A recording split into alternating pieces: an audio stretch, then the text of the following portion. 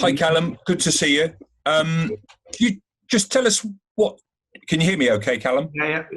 Yeah, brilliant. You just tell us what today was like in terms of players arriving from yesterday, maybe, who played yesterday, whether it was a full training session or how many bodies down were you? Yeah, so obviously it's a little bit different because there was a lot of club games which were played yesterday. And normally, obviously, we play on a Saturday. So it was obviously a little bit more trickier because a few lads had to do recovery like myself. And then a few lads are game -2, so they got to train in a little bit. And the lads that haven't really been playing so much got to have a full session. So we was obviously all a little bit separated today, but we'll be all back to normal tomorrow as a full group. In terms of the two previous internationals, there was sort of everybody seemed to be at sort of 75% because it was pre-season.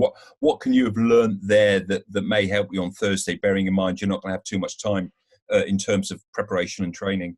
Yeah, of course, it's annoying a little bit because we would have liked a little bit longer going into the big game on Thursday, but obviously the first two fixtures that we had last month were obviously harder for us because we didn't have a long pre-season anyway, and then you getting chucked into two big games, big Nation League games. So yeah, it's obviously been a little bit tricky over the last few months, but the only good thing now this month that we're going to be a lot more fitter with the games that we're playing, and the majority of the lads in the squad are playing week in, week out, which is good.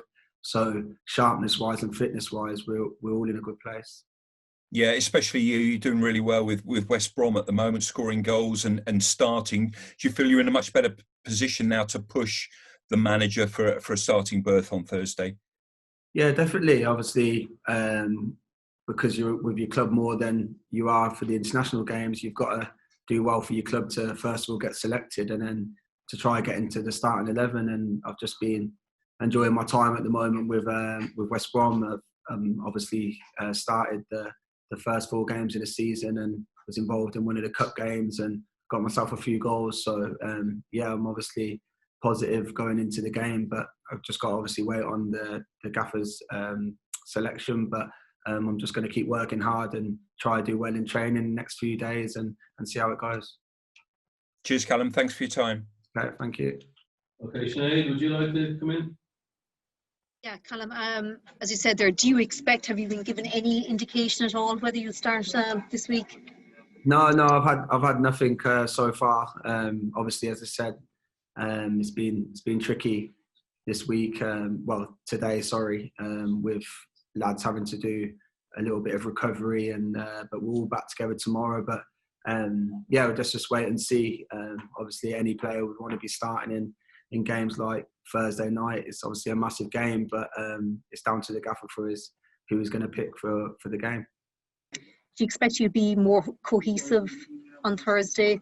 You know, everyone on the same page for this huge game? Yeah, of course. As I said, lads are club-wise, lads have been playing, and we're all in a good place. And then we're going to have to try get the coaching staff and the manager is going to have to try get as much information across to us in a short period of time, which is obviously hard. But it was good to be away with him last month, so we sort of know the basics of how he wants to obviously approach games. So as I said, the next few days are going to be key to what we want to end up doing on Thursday night.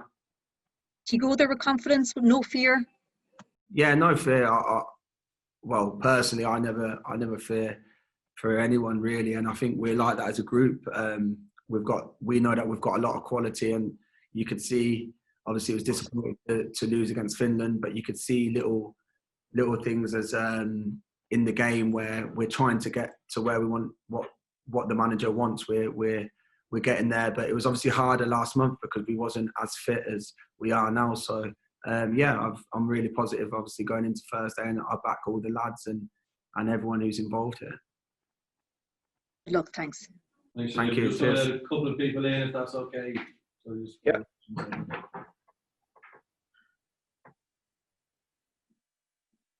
Nathan, are you next? Yeah, can you hear me there? Yeah. Will I go? Are you ready? Yeah, can you? Hi, Callum. Just a couple of things. You touched there on fitness last time out, and it was maybe a bit of a surprise to everybody that for pre-season playing internationals of importance. Just how far off it were you, do you think, in September of full fitness compared to where you are a month on? Well, I can't speak obviously for everyone, but I would definitely say I was probably 75% out of 100. It's tough because you have a few pre-season games, but they're not the same. And as I said, it was a short pre-season anyway. I think it was 2.5 weeks, 3 weeks, and we was having two massive games like that, and it's tough. And then obviously you've got the new information from the new manager to take on board as well, which is tough. Obviously, no excuses, but you could see what he wanted from the way we played, but just that extra 15-20% is going to obviously take us a long way. All the players we've spoken to over the last while talk about the amount of information. Has that kept going over the last few weeks? Has the manager been in touch when you've been back with your clubs? Yeah, obviously he tries to get in touch, but it's tough for him because we're with our clubs and we're doing what we're doing week in, week out. So it's more when we get here where he can obviously get more information across as a collective instead of individuals, because it would be tough to be ringing every player throughout every week. It'd be tough to obviously get the information. So it's obviously easier when you've got the group of lads in front of you to help us.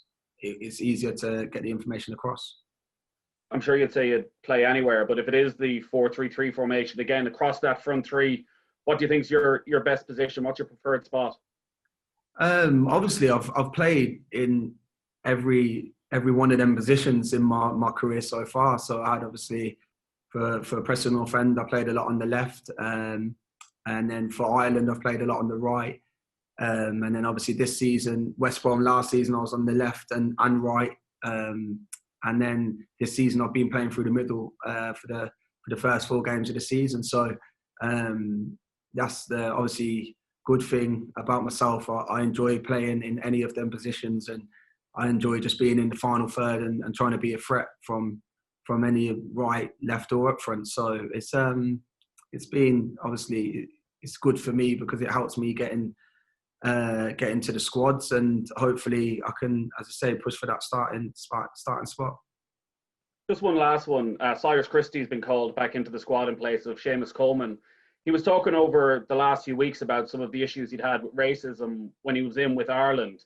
Some of the quotes he said were, "Cyrus, you're not Irish, you were born in England." And he didn't think that the likes of Richard Keogh, Harry Arter, Kieran Clark were getting those sort of comments. He said, "But me, David McGoldrick, Callum Robinson, the 3 black lads that's coming at us, we're the ones that are getting spoken about like that." Have you had any experiences like that, like Cyrus talks about, when you've been in with Ireland?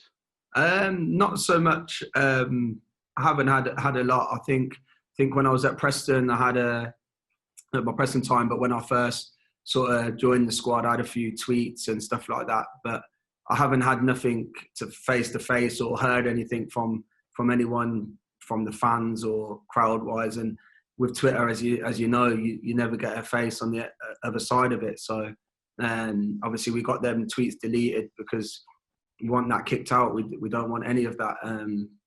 And we're obviously playing for the country because we've got Irish in us. So that doesn't make sense at all.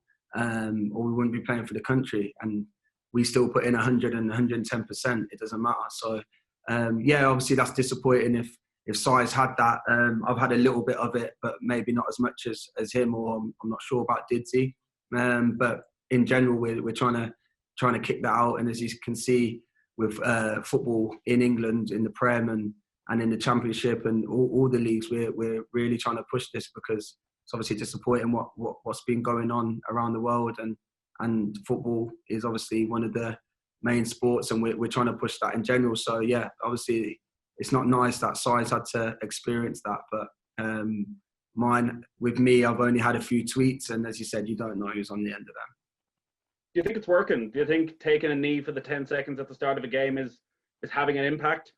Well, of course, because it's every game. Everyone's watching the games, and as I said, it's viewed all around the world, and we're making a stand, and hopefully, even if it's 1%, 2% of even kids growing up, like asking the question, why are they kneeling on, why they're doing that, and then the parent can answer it, and just little things. There's so much to it, but I think obviously definitely them 1-2% is always going to help this situation.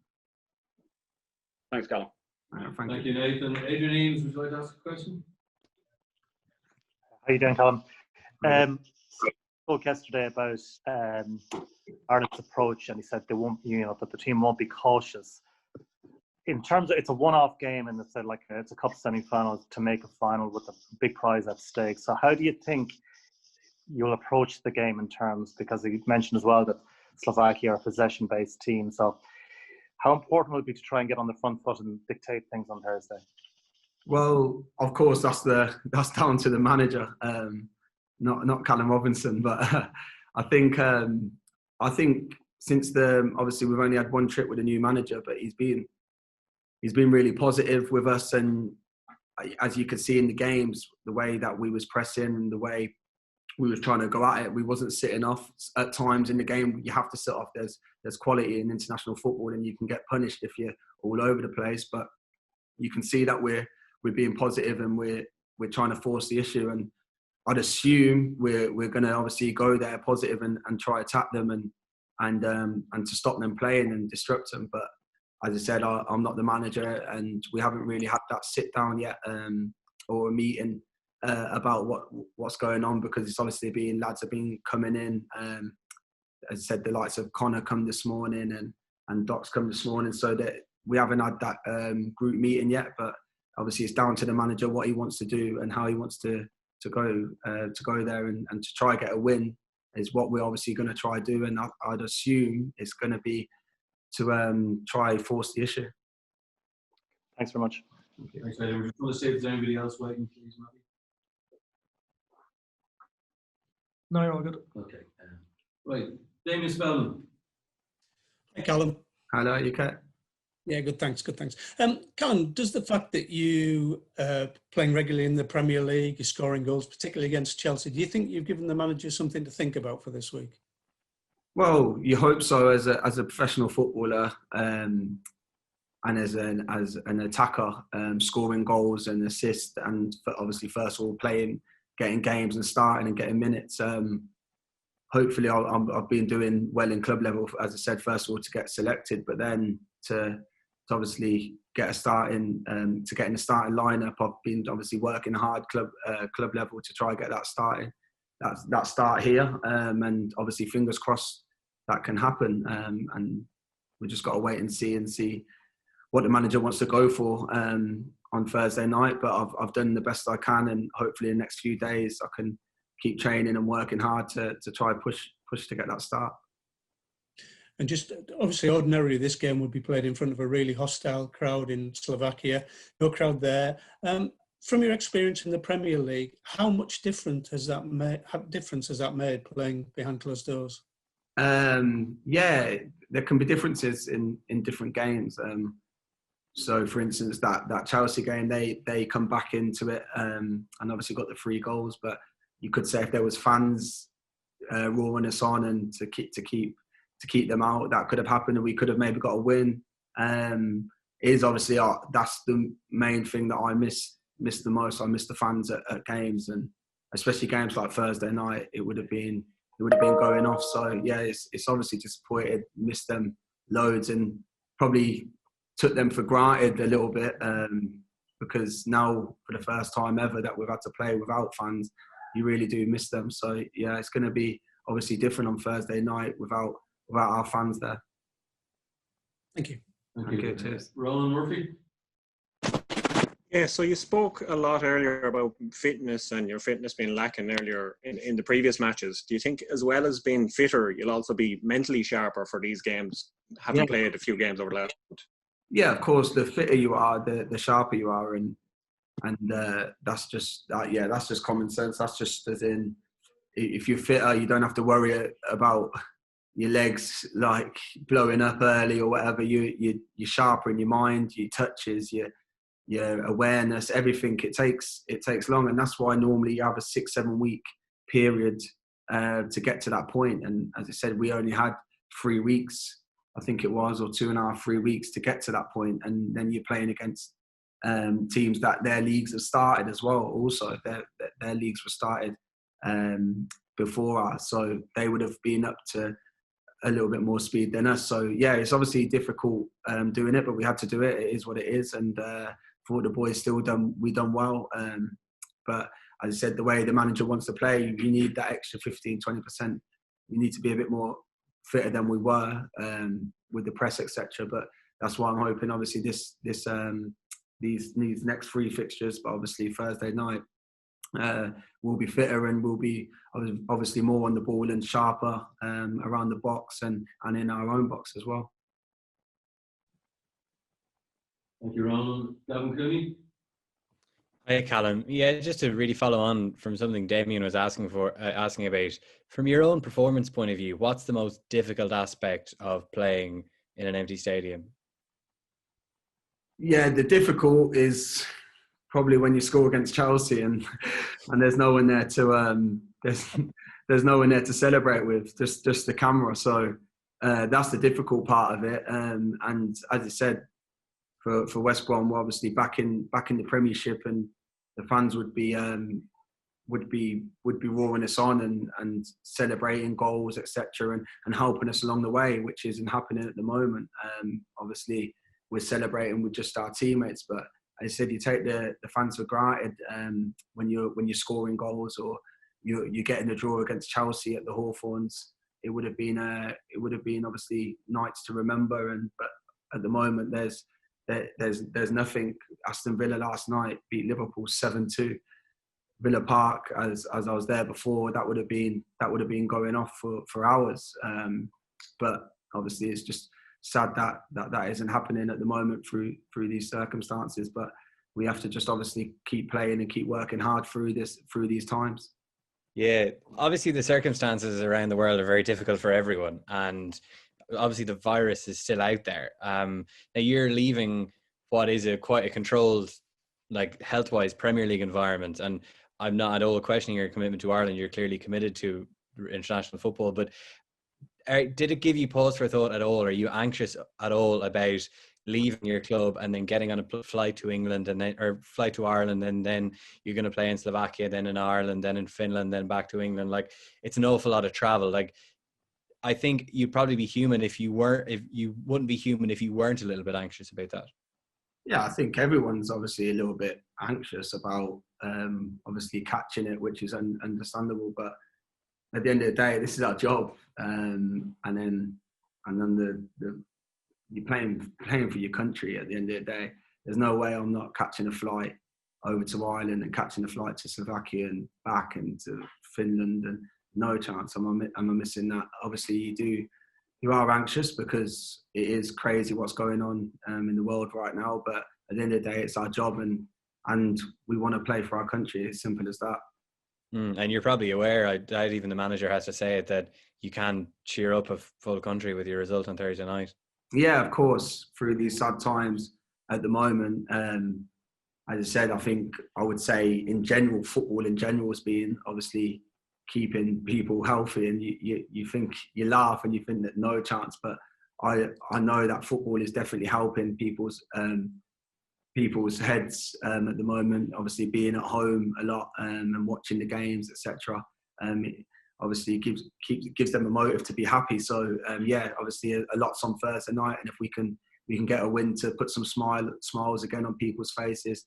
And as you know, winter's coming as well, so that's just a little bit of a downer with the virus. So football is obviously a massive thing, and if we can get that win for the country on Thursday night, that would be massive.